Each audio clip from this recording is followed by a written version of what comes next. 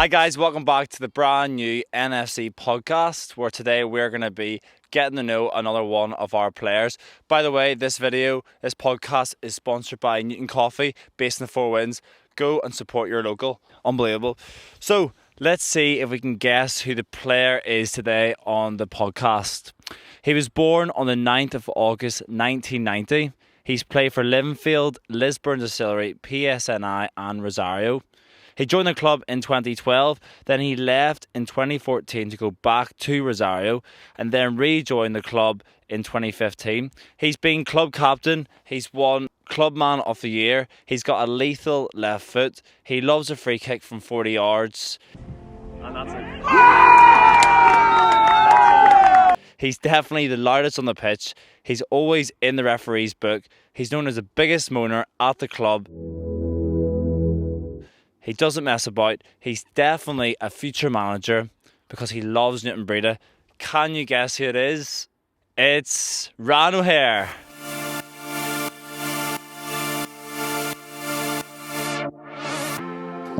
All right, Chris. Thanks What's for happening, mate? How are you? How are you? Keeping all right? Good, yes. How you doing? Good, yeah, mate. Yeah, mate. Looking forward to this. We're sitting in the middle of the pitch. Here, it's brilliant. It's a shame we're not playing on it, but it's brilliant to be sitting here and doing something for the club. Yeah, it's great. It's good, like that there corner before a match. That's the warm-up corner. That's the the one. Like, that's where all the stretches go on. People get the tape on. The sprints are happening.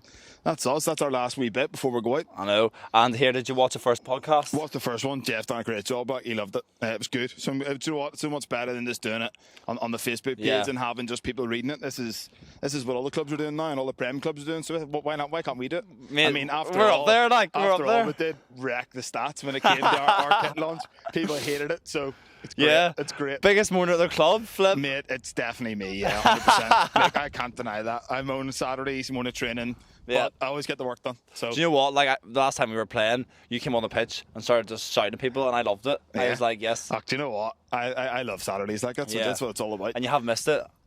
Yes, well, I've missed a wee bit of it. Like, I mean, I haven't been playing too much at the minute, but hopefully after this lockdown and get back in the new year, we'll be on it. What have you been up to then since the lockdown has started on the football? Yeah, I'm teaching, so the schools have been closed past 2 weeks. So really, I've just been doing a wee bit of work at home, getting the planning sorted for going back. I mean, we're due back in on this Monday coming, so all being well, we're back in, and just really that's it. Going to be Halloween things and.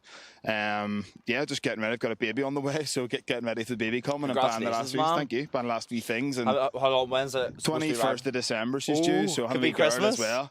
So yeah, it could be a Christmas baby, but hopefully before. Yes, hopefully, all being well. So why did you join Newtownbreda and how did you join it? Like, just tell us a bit of this background story. As you say, I was playing for Rosario and was in the first team in and out and just I was enjoying it. Like, I've played for Rosario from I was 6, really, apart from those few clubs you mentioned. And my mate, one of my best mates, Simon Firth, was goalkeeper here, and he just was on, and he had been playing for Crusaders Reserves and playing for Cumbernack, and he had kind of, most people would say it would be dropped down, but he had said, look, come down, trust me, it's not what you would think. And people would say a 2B, it's rubbish level. But came down and thought, you know what, I'm going to give it a go. I want to be playing every week, and I didn't want to be sitting on the bench and coming on last 15. And I absolutely loved it from day one. Like, came straight in. Michael was the manager then, and I absolutely loved it. The lads were amazing. And I said, I went back to Rosario there, it was a couple of years after, 2.5 years. And only I got injured at Rosario. I might have stayed there a bit longer, but again, it was only one club I was coming back to, and I just wanted to kind of give it that last wee chance at 1A, and just came straight back to Newtownbreda, and there'd be no chance of me leaving now. Like that, that's me until I stop playing. Well, you can go away and come back again. No, there's no way. History can repeat itself. I'm staying here. Good man. Good man. You've scored some brilliant free kicks for the club. You've had a lot of obviously good memories, but what's been one of your highlights in the Breda top? For me personally, as an individual, I would say being made captain last year was a big one, because it's something I'd wanted for a couple of years, and I was fighting for it. I was dying for it, and I got it last year. So hopefully get it back at some point. Yeah. If Jay Floyd gives it up, that is, he's not forgiving. Jay was the one Jeffrey was coming for. Now Jay Floyd's the other one you're coming for. Yeah, and then as a team, I would say probably, I think it was 2 seasons ago now, our performance against St. Pat's. We played them here in this Cup game, and they were 4 leagues above us, I think, and they were just coming for the tanks on boys from league below, and we just weren't having it. And we scored some amazing goals. We played them off the park. Like, they were in shock after the game. They didn't play well, don't get me wrong. on, but we were on it that day, and that was probably the biggest one for the club. 'Cause it's probably the biggest team we've beat since I've been here. So yeah, that was definitely had as a team performance. Yeah, and obviously you've experienced so many seasons in Newtownbreda. What's different? What's good about this season so far? Yeah, I mean, Newtownbreda, we've always brought in new players. We've always progressed, so that was always a given that things were going to change. But when Drake came in, it kind of just there was a purpose straight away. I obviously know him personally, but there was a purpose of this is how we're going to play. We're going to do something, and we're going to keep going until it works, and we're not going to give up on it. And it's been a real focus, even at training and just generally the way we've went about things. And also, I like knowing the team and stuff before Saturday. Yeah. Because I think it helps the players, because it helps those who are on the bench get their heads around it. It helps those who are starting go, well, why? You're not going on a Saturday not knowing. And I think that was part of the reason I was at Rosario that I left in the first place, was because you didn't really know until Saturday. And as much as it was great starting, or at least you were in the first team, you wanted to be playing. And it took you that kind of wee while to deal with the disappointment of not starting. So I think for us, the few wee small changes. Yeah, and like the training as well on a Thursday, in your way you're set up for a Saturday is brilliant. You know the team before you train on a Thursday, and well, what hopefully the team's going to be if no injuries, and that's what you're aiming for. And it's good because then the boys know, well, if I'm against you, well, I'm going to fight for you against you in training, and we'll see what happens Saturday. I want your spot come next week. Yeah, exactly. So it's good. No, I like it. I think everything's been really positive. And yes, you got injured in your last game you played, unfortunately. Yeah, got injured a couple of months ago, and then worked hard to get back, and felt good, and was playing for the twos that game, was really enjoying it, and just another silly tackle just aggravated the same injury. So all being well, by the time this lockdown's over, I'll maybe get back doing a bit of fitness work. They need to. I think that's part of their problem. They need to get fit first, and then I would say maybe New Year. If the season starts New Year, whenever it starts, it might be fit for the start of the season. But that's what I'm hoping for. Yeah, there may be some people, footballers, coaches, I don't know, players who are watching this podcast and maybe feeling a bit frustrated that there's no football on, or they can't get out and run around and play football because they're injured. What would be your advice to them to stay positive? There's two sides of it. Someone like me who's injured, it's kind of like, right, okay, well, I'm not missing football at the minute. I'm not, because if it was on, I wouldn't be doing it. So there's part of that. Selfish way, it's the lockdown's worked in my favour. But in terms of those of you like yourselves who are ready to go, just dying to play, I think the best bet is just get out and do something.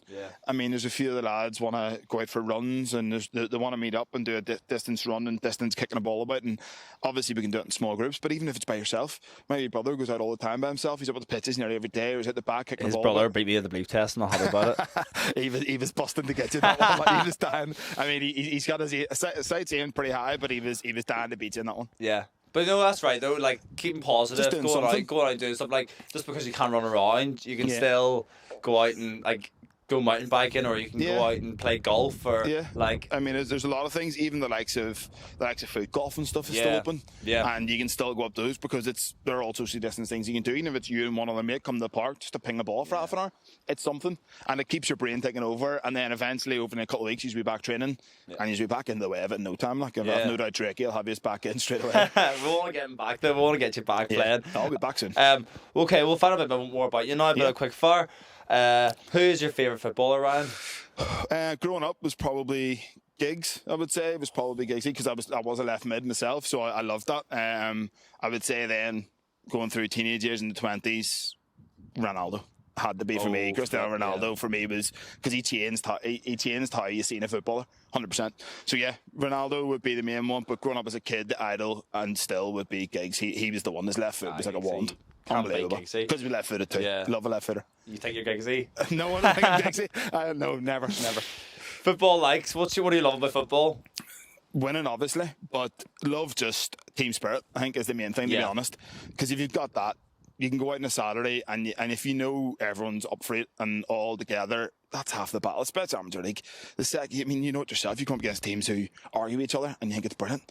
You're just like, brilliant. They are all arguing. You just love a bit of fight. Yeah, and you love that they're all moaning each other because you're doing something right. So team spirit for me would be the biggest like, and winning obviously on a Saturday. Brilliant. 2 wins. Football dislikes. Everyone would say moaning. I do it quite a lot.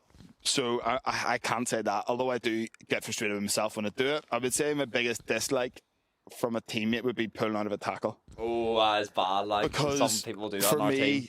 if you're gonna be on a pitch, if you pull out, you're probably gonna get hurt, or else we're gonna lose possession. And neither of them help either us or yourself. So if it was me, I would say, don't put out of a tackle. That's my biggest dislike because it frustrates everybody. What's your favourite drink? Coffee. I think it has to be. Yeah, coffee, especially pre-match. Oh, pre-match coffee. From- And fr- coffee from again. Newhouse. Yeah, Just yeah. make sure you go Yeah. and visit that there Well, place. I had to go there today on the way. Lovely spot. Favourite film? Favorite film. Don't say something, because last time Jeffrey said something which I didn't know. Please What say did something. I can't remember I what can't he even said. know. I don't know. Something ridiculous. Coach Carter. Okay, yeah. Coach Carter, for kind of a sporty film and for a serious drama sort of film, I would go Law Abiding Citizen. Ooh, Great film. Yes. Favourite musician? I was talking to you about this one before, so it's always a hard one. If you see my Spotify, you would go from Westlife to Eminem to Timmy Trumpet. I mean, it changes. I would say probably I'll go with someone who's I've always liked from growing up and has to be Eminem. Yeah. Good pre-match music he's as well. He's one of those ones that music-wise I've always listened to from early teens. When you probably shouldn't listen to it because you're a teen and all that. But do you know what? It was good. It was good. Perfect date? So I was watching Jeff's one and Jeff said, what do you mean? Female-wise or what to do? So do you want me to go both? Just female-wise, first date, or So, like, because I'll go- there's some lads, including me, who need a bit of advice about getting on a Like, I date. heard about your dates at Hyde. I mean, don't know if you need advice, but anyway. Celebrity-wise, I can say this one because the girlfriend knows. I would say Rita Ora, just because of what I would like to do on a date. Well, what me and my girlfriend would do. She would be the probably celebrity, and I would be dinner and drinks. Yeah. Very simple, because that's something the two of you, if you both like it, and me and my girlfriend would do that, and that would be the perfect one for us. It's simple. Yeah, You know? it's simple. There's no big expense. It's just out for a nice dinner and a few drinks after. And if you do it on a Saturday, you might even go out after. You Yeah. never know. Yeah. So, Newtownbreda, best trainer? Best trainer, I would say, probably go Ross Moles. I think he's always there. He might be late, but he's always Always getting late, to be 100%. fair. Always late. Biggest moaner? People will Can't say say, me. you can't say yourself. Can't say myself. Although in saying that in training, I do get on with it. Like, it's more on a Saturday, I'm moan. Ricky Miller. Oh, yeah.